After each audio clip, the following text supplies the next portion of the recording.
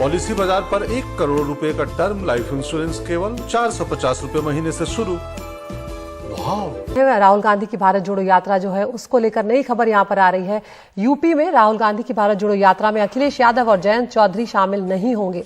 राहुल गांधी की ये यात्रा जो है इसका दूसरा चरण 3 तारीख से यूपी में प्रवेश के साथ शुरू होने जा रहा है। दरअसल कांग्रेस ने समाजवादी पार्टी, बीएसपी और लोकदल को भी इस यात्रा में शामिल होने का न्योता दिया था।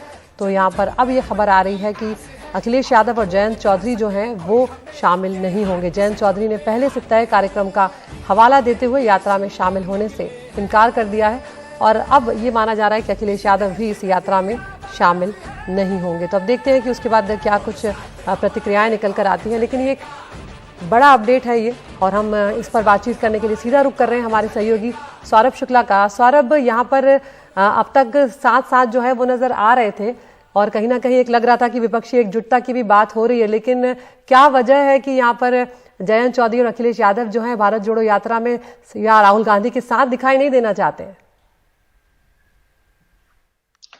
देखिए, जो हमारी बात हुई है अब तक, जयंत चौधरी से बात हुई। जयंत चौधरी का कहना है कि ये जो इनविटेशन है ये थोड़ा लेट आया और पहले से कुछ तय कार्यक्रम है जिसकी वजह से वो शामिल नहीं हो पाएंगे। और इसकी सबसे बड़ी वजह यह है कि उत्तर प्रदेश में जो गठबंधन है समाजवादी पार्टी और राष्ट्रीय लोकदल का, उसमें समाजवादी पार्टी बड़ा भाई है।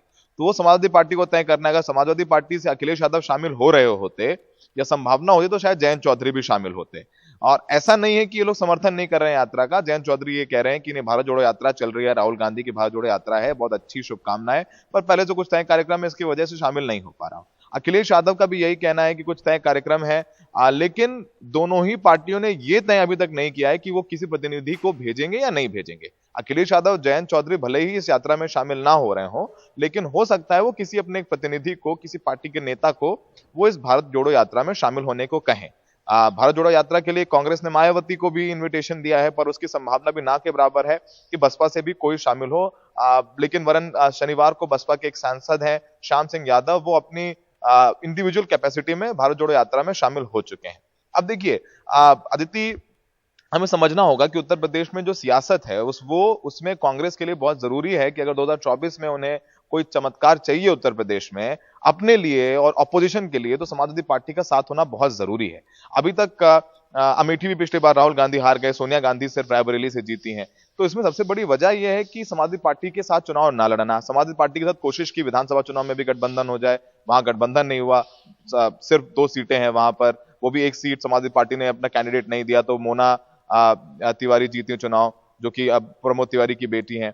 तो कांग्रेस को पता है कि राहुल गांधी को पता है, कांग्रेस को पता है कि बिना समाजवादी पार्टी के 2024 में कुछ यूपी में हो नहीं सकता। लेकिन अखिलेश यादव को लगता है कि अगर वो खुद आ जाते हैं इस भारत जोड़ो यात्रा में, तो कहीं ना कहीं फिर ये चर्चा शुरू हो जाएगी, क्या गठबंधन हो रहा है, क्या कांग्रेस और समाजवादी पार्टी साथ आ रही है। तो अखिलेश यादव ये नहीं चाहते हैं, जबकि कांग्रेस ये कह रही है कि जो भारत जोड़ो यात्रा है वो पूरी तरीके से गैर राजनीतिक है, इसका राजनीति से कुछ लेना देना नहीं है। तमाम ऑपोजिशन लीडर्स शामिल भी हुए हैं, सिविल सोसाइटी के लोग आ रहे हैं, बस कांग्रेस को मैनेज कर रही है। पर ये पूरी तरीके से नॉन पॉलिटिकल यात्रा है। राहुल गांधी भी यही कहते रहते हैं कि जो आए उसका स्वागत है, यहाँ धर्म, जाति, पार्टी कुछ नहीं पूछा जा रहा है। लेकिन अखिलेश यादव के शामिल होने से ये चर्चा शुरू हो जाएगी कि 2024 में गठबंधन हो रहा है। वो चर्चा अखिलेश यादव नहीं चाहते हैं और मुश्किल लगता है कि गठबंधन हो भी।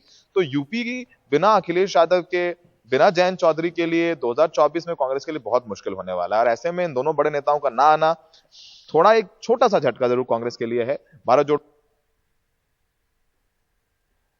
के बाद अदिति बागपत जाएगी, शामली जाएगी, फिर शामली से हरियाणा में एंटर हो जाएगी। लेकिन अभी यह तय होना बाकी है कि अखिलेश यादव किसी प्रतिनिधि को भेजते हैं या नहीं भेजते हैं, या जयंत चौधरी किसी प्रतिनिधि को भेजते हैं या नहीं भेजते हैं। अखिलेश यादव अगर समाजवादी पार्टी किसी प्रतिनिधि को भेजेगी तो जयंत चौधरी भी राष्ट्रीय लोकदल से किसी नेता को इस भारत जोड़ो यात्रा में शामिल होने के लिए कहेंगे। पर यह फैसला समाजवादी पार्टी को लेना है।